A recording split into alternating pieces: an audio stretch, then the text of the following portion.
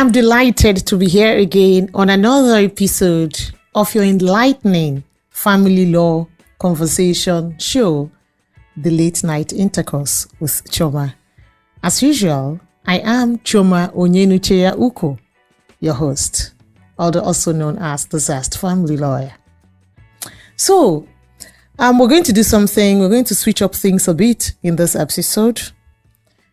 In the course of the past episodes, we've gotten quite some questions from people who send me questions to say, hey, I had this experience or that experience, or in a situation such as this or that, what should I do? So I decided that the better thing to do tonight will be to just take some of those questions and attempt answers to them. So, and tonight, I'll be taking questions that revolve around the subject of divorce. That's what I'll be taking tonight. And I'd like to read some of those questions and then respond to them. So I'm sure that you may learn a thing or two from the responses I'll give to some of these questions. So let's take it off. This person says that her spouse just asked for a divorce. What should she do? That's the question. And well, of course, it's not the best of times for anyone when a spouse, comes up to say, hey, it's over, I want out. And chances are that one may lose equilibrium, for some time.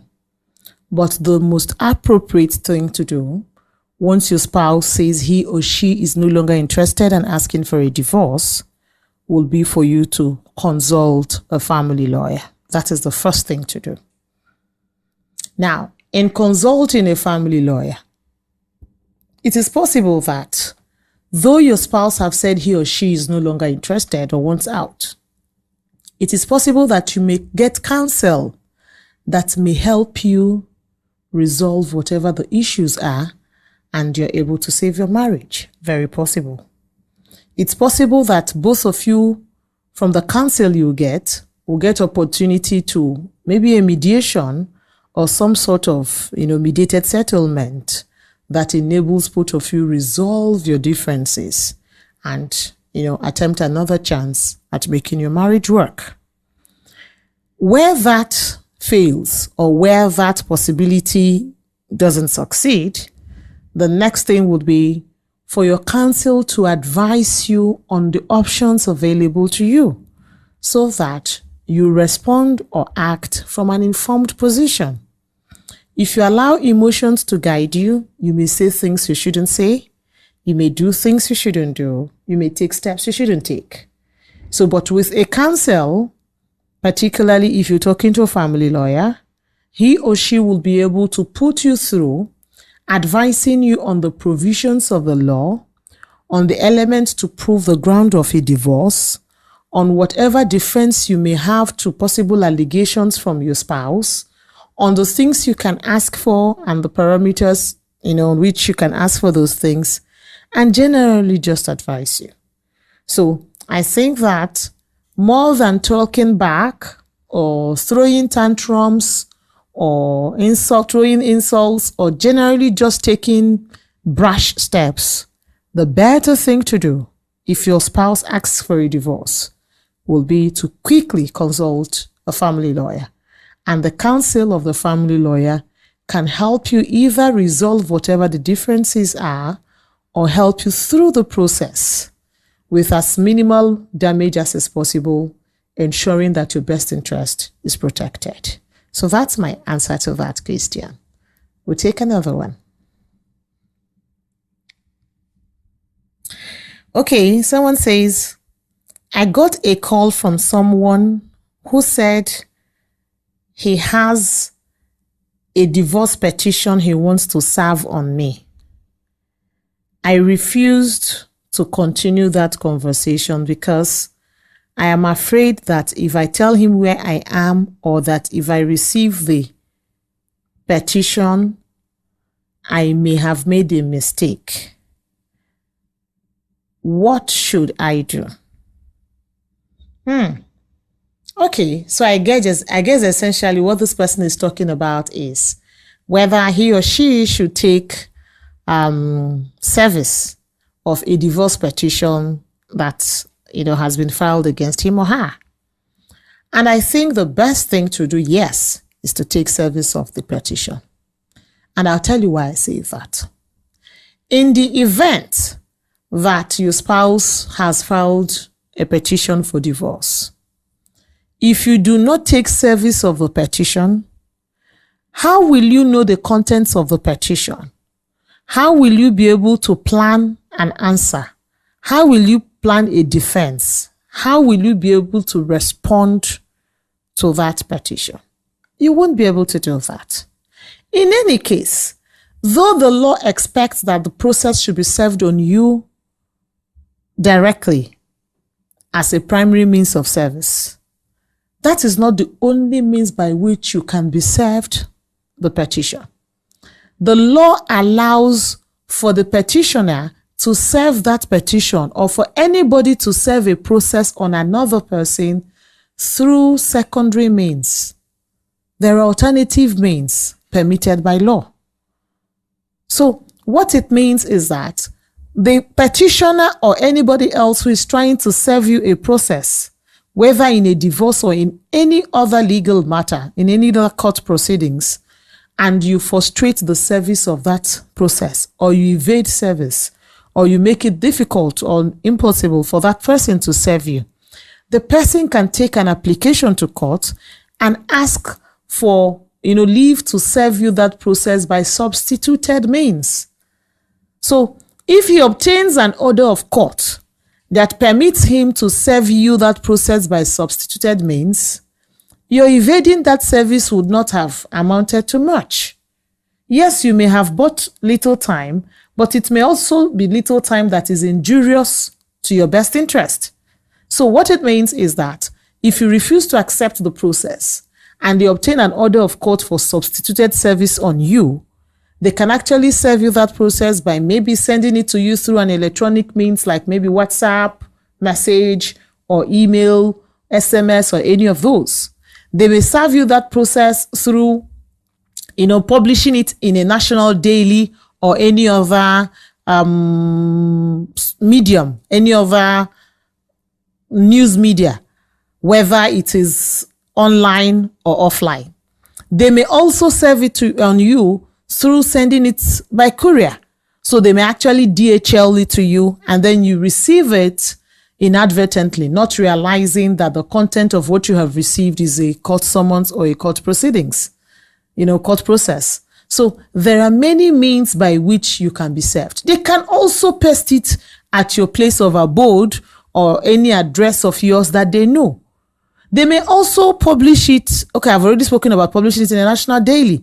So what it means is that if you don't accept service and you allow them explore any of these other options, it may be an option that doesn't serve your best interest. So for example, they now paste it at your address or paste it in a public place like a court premises.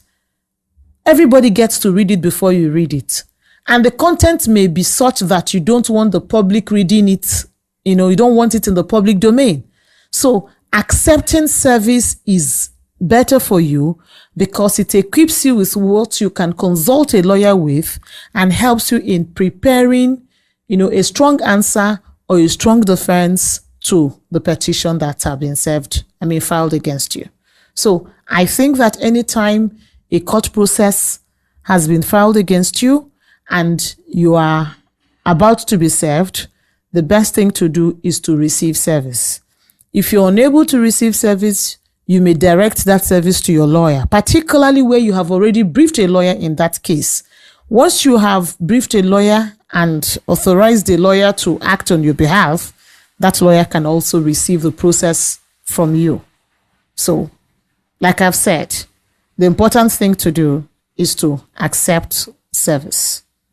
That's my advice on that. Thank you.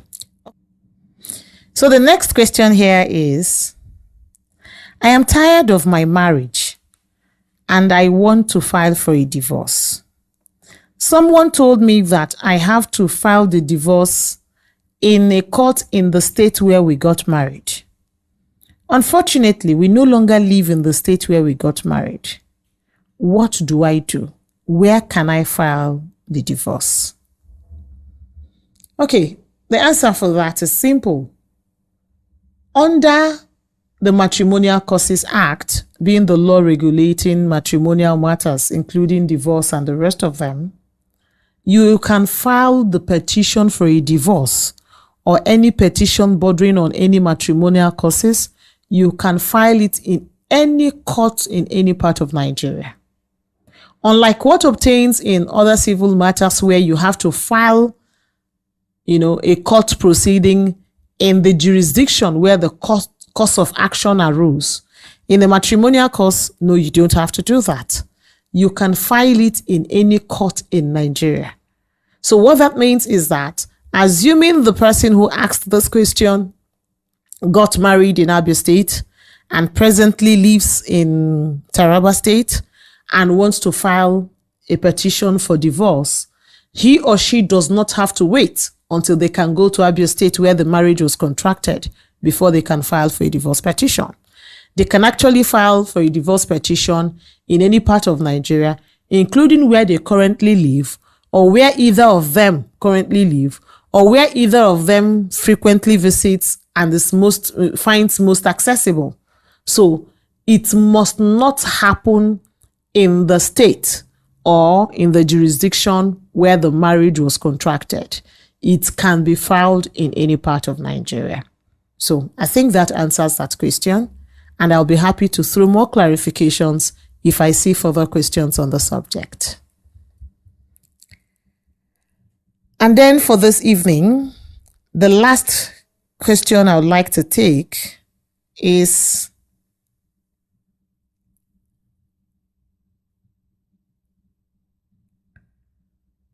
okay, there are quite some questions here, I tell you, so I'll take the much I can, and then in another episode we'll continue if we have to. So here it says, what is the difference between a marriage annulment and a dissolution of marriage? Please explain. Okay, I don't know why that person wants that answer, but of course I'm glad to answer. An annulment happens where a marriage was void from the point it was entered into. So for a marriage to be valid, that marriage, like I had treated in one of our past episodes, has to be a marriage between people who are no longer minors, between adults, consenting adults. So the marriage must happen between adults. They must be persons who entered into the marriage union consensually. So it must be a freely given consent. It must be a voluntary consent. It must be a consent that is given with full knowledge and awareness of the circumstances and situation of the union. So consent must be obtained must be given by both parties. Then the parties must be persons who are not bound by any degree relationship, either blood or other relationship like marriage or their siblings and things like that. And it must also be that the marriage happened in a licensed place where marriages can happen, which could include maybe a church that has been so licensed or at the marriage registry. So those are some of the qualifiers for a marriage to be valid. Now, if a marriage happens and that marriage is not valid, for example, a brother marries a sister, or yes, another point I didn't make is, both persons must be persons who are single and who are eligible to marry. So if, for example, a marriage happens between siblings, or a marriage happens between a man or a woman who is already married to another person, and then the person comes to marry another person under the act, it means that from the onset, that marriage is void. It is not a proper marriage. So if that becomes the case, the law says that instead of a dissolution, which we call a divorce, the pronouncement the court will make will be an annulment. The court will make a decree of annulment saying that this marriage was not even properly a marriage, so it stands annulled. Instead of a case where a marriage is actually valid, and then because of any of the conditions which the court expects to be proven to show that a marriage has broken down irretrievably, the court realizes or comes to the decision that that marriage needs to be dissolved. So the difference between an annulment and a dissolution is that in an annulment, the marriage itself was invalid. It was void at the time it was contracted. But in a dissolution, the marriage was valid until maybe developments made either of the parties or both parties to want the marriage dissolved. So that is the difference. I hope that is clear. And I think it will be best that we wrap it up here and then continue with further questions and answers in another episode. And hopefully then I'll be able to also respond to your own question if you will drop it in the comment section. Like I said, I'll be glad to answer any question that borders on any subject, any topic within the family law spectrum. Freely ask your questions, make your comments, and then I would like to react to them at a future episode. And then please subscribe and also click the like button. You can also send us email or follow us on any of our other social media platforms as displayed below, or in the email address also displayed below. It's been a pleasant time answering some of your questions, and I'm looking forward to many more episodes with you. Thank you very much for joining me tonight. And it is me, Chioma Onyenuchea Uku, the Zest family lawyer, here saying thank you for tonight, and see you at the next episode of the Late Night Intercourse with Chioma. Good night.